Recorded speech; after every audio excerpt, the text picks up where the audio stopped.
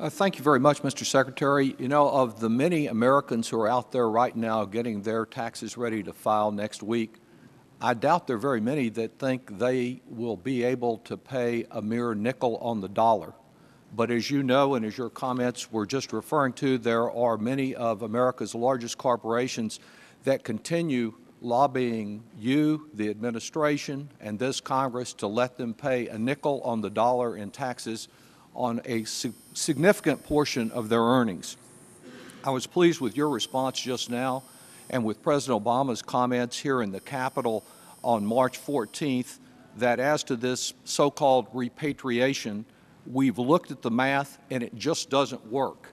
And it will, as your comments suggested, never work in terms of creating jobs as it failed in 2004, though it may help to pad executive pay and corporate share buyback programs, that type of thing. I'm also pleased to see that you continue to include in your budget, rejecting that idea for your budget, the repatriation notion, but you have included in your budget a number of measures that address unjustified international corporate tax avoidance. I believe you have incorporated earnings stripping provisions about companies that have earnings here in the United States, but they strip them to the Caymans or some other non-tax jurisdiction. You have pointed to the problem of corporations that develop patents and intellectual property here, but then it's owned and assigned abroad with payments having to come for some of the very intellectual property that was developed here in America. You've referenced the problems of corporations reducing their income because of the way they allocate interest expense on income they don't actually take right now. On those three and other items in your budget, do you continue to find a number of areas of unjustified corporate tax avoidance on the international level? Congressman, we do try to close down the areas of tax avoidance that we see. We put them, some of them in our budget. We look forward to working with the Congress on a bipartisan basis to do more. You know, there shouldn't be an incentive to move U.S. jobs overseas. As you know, one of the problems in that regard is that over a 3-year period, 30 Fortune 500 companies devoted more of their monies to lobbying this Congress than they did in paying taxes to the Treasury. Some have a negative tax rate. Many of our largest corporations are paying effective tax rates that are single digit.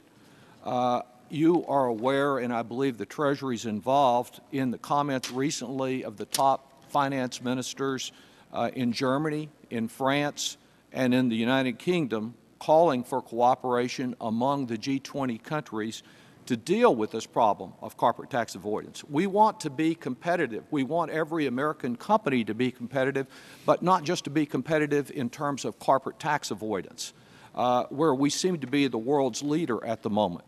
I have several pieces of legislation that attempt to implement some of these budget provisions and to go a bit further than what I view as rather modest revisions.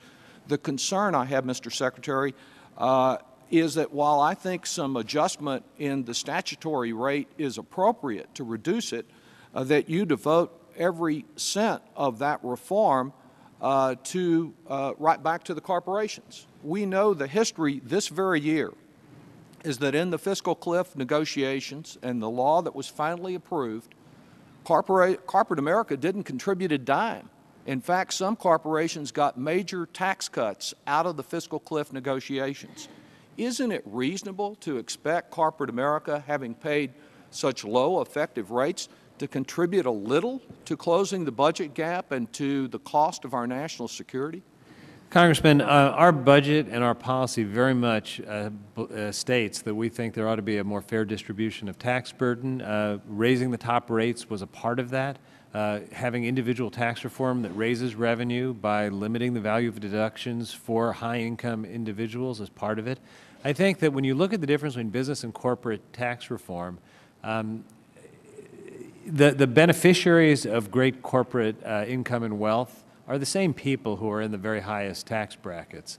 We have elected to try and do business tax reform in a way that will really enhance investment in the United States and job creation, and we've done the revenue raising on the individual side. I'm not sure that they're different people who are paying the taxes in the end, because corporations pay out, to their shareholders, and they tend to be going mostly to people in those top brackets. All right.